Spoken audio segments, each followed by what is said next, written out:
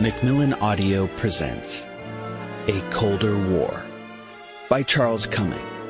Read for you by Jot Davies.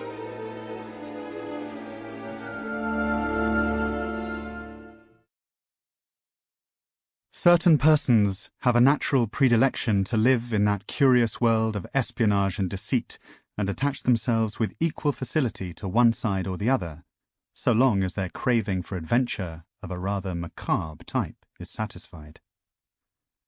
John Masterman, The Double-Cross System. You are neither here nor there. A hurry through which known and strange things pass, as big, soft buffetings come at the car sideways and catch the heart off guard and blow it open. Seamus Heaney. Postscript.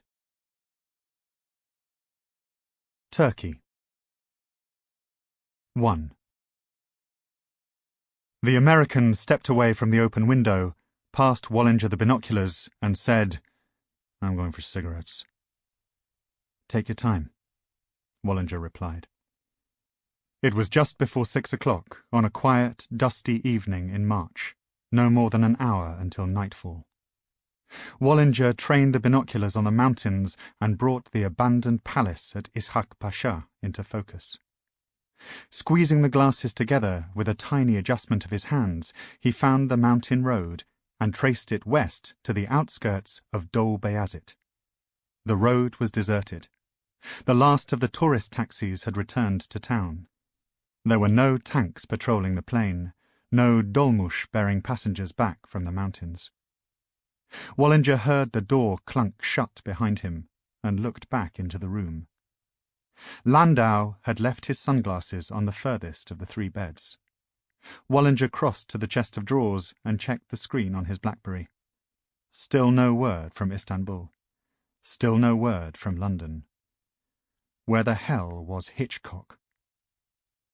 The Mercedes was supposed to have crossed into Turkey no later than 2 o'clock. The three of them should have been in Van by now. Wallinger went back to the window and squinted over the telegraph poles, the pylons, and the crumbling apartment blocks of Dol Bayazit. High above the mountains, an aeroplane was moving west to east in a cloudless sky, a silent white star skimming towards Iran.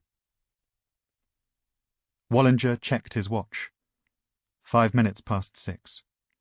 Landau had pushed the wooden table and the chair in front of the window. The last of his cigarettes was snuffed out in a scarred FS Pilsen ashtray, now bulging with yellowed filters.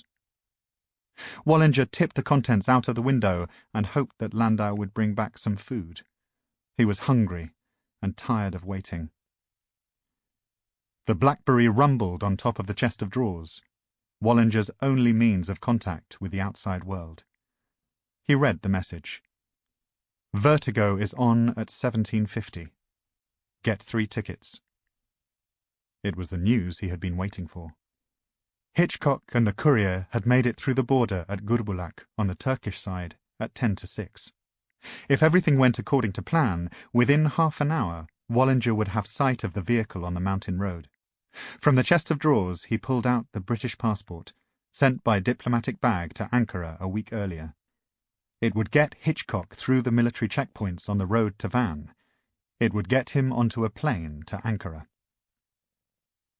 Wallinger sat on the middle of the 3 beds.